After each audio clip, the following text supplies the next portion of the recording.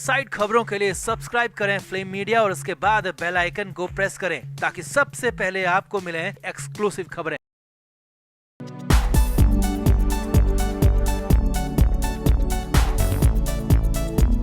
शिवसेना के राज्यसभा सांसद संजय राउत जेल से बाहर तो आ गए हैं, मगर अब उन्हें फिर से जेल जाने का डर सताने लगा है। राउत को अच्छी तरह पता है कि ईडी उन्हें इतनी आसानी से खुली हवा में सांस नहीं लेने देगी। खुद राउत ने अपने मुंह से माना कि भले ही उन्हें पात्रा चौल घोटाले में जमानत मिल गई है, मगर अब ईडी एक नए केस में उन्हें फंसाकर दोबारा जेल में डाल सकती है। राउत को ये भी पता है कि ईडी उन्हें कब दोबारा गिरफ्तार करेगी और क्यों अरेस्ट करेगी, इस बात की भनक भी राउत को लग चुकी है।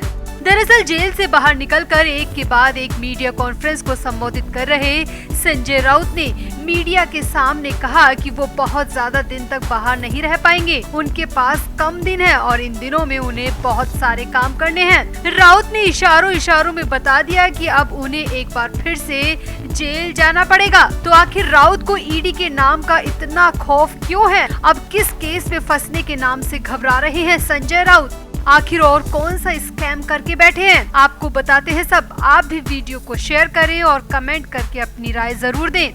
तो आगे बढ़ने से पहले आपको बता दें कि हमारे व्लॉग चैनल नीतू की पलटन का लेटेस्ट व्लॉग रिलीज हो चुका है, जिसका लिंक डिस्क्रिप्शन में है। आप भी जल्दी से व्लॉग देखें, लाइक, शेयर और सब्सक्राइब भी करें।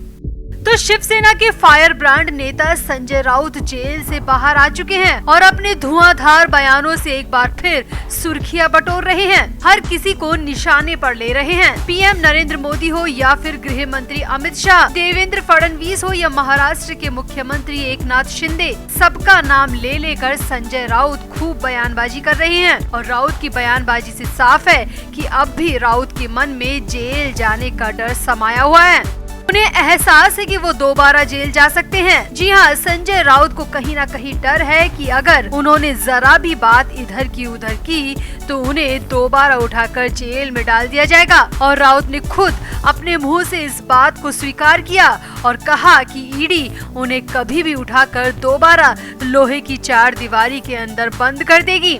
दरअसल जेल से बाहर निकलकर हाल ही में एक मीडिया हाउस से बातचीत में राउत ने पहले तो महाराष्ट्र की सियासत पर बात की और कहा कि महाराष्ट्र चुनाव से पहले हमने बीजेपी के साथ गठबंधन किया था।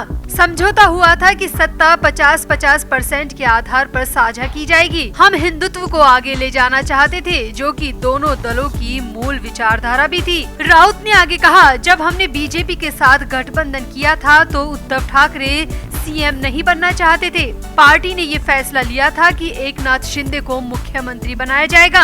अगर उस वक्त बीजेपी अपना वादा पूरा करती तो एकनाथ शिंदे तो तब ही मुख्यमंत्री बन जाते। उस वक्त शिंदे उद्धव ठाकरे के नेतृत्व वाली शिवसेना गुट के प्रति अपनी निष्ठा रखते थे, लेकिन बीजेपी ने शिवसेना का नाम और चिन्ह सब कुछ तोड़कर ऐसा किया। इससे पता लगता है कि बीजेपी आखिर चाहती क्या है, बीजेपी के मन में कितना पाप भरा हुआ है। अब पत्रकार द्वारा ये पूछे जाने पर कि शिंदे को सीएम बनाने का फैसला होने पर उद्धव ठाकरे राज्य के मुखिया कैसे बने, तो इस पर राउत ने कहा, उद्धव ठाकरे अलग अलग परिस्थितियों में सीएम बने। गठबंधन का संकेत देते हुए राउत ने कहा कि शिवसेना ने शरद पवार की एनसीपी और कांग्रेस के साथ गठबंधन किया है, इसीलिए उस वक्त की परिस्थिति ऐसी बनी कि उद्धव ठाकरे को 2019 में महाराष्ट्र में सरकार बनानी पड़ी। अब इसके बाद पत्रकार ने राउत से उनके खिलाफ दर्ज मनी लॉन्ड्रिंग केस के बारे में सवाल करना शुरू किया। तो इस पर संजय राउत ने जो बयान दिए वो सब अब चर्चा में आ चुके हैं। सवाल सुनकर राउत ने भड़ास निकालते हुए कहा कि मनी लॉन्ड्रिंग के मामलों में केवल विपक्ष के लोगों को ही नामजद किया गया है और बीजेपी के उन नेताओं या उन राज्यों में कोई क्यों नहीं है जहां बीजेपी ने अपनी सरकार बनाई है। क्या विपक्ष के लोग ही मनी लॉन्ड्रिंग करते हैं? बीजेपी वाले क्या सब दूध के धुले बैठे हैं? राउत ने आगे कहा, नेशनल हेराल्ड मामले में झारखंड के मुख्यमंत्री हेमंत सोरेन, बिहार के उप मुख्यमंत्री तेजस्वी यादव, राहुल गांधी और सोनिया गांधी जैसे कुछ लोगों के खिलाफ मनी लॉन्ड्रिंग के मामले दर्ज किए गए हैं। जो कि सब बीजेपी के विरोधी हैं। राउत ने अपने खिलाफ दर्ज मनी लॉन्ड्रिंग के मामले में बात करते हुए कहा कि मेरे खिलाफ दर्ज मामला पूरी तरह झूठा और बेबुनियाद है, तभी तो कोर्ट ने मुझे जमानत दे दी। राउत ने आगे कहा, मैं ये भी जानता हूँ कि बार बार मेरे खिलाफ इस तरह के झूठे मामले दर्ज किए जाएंगे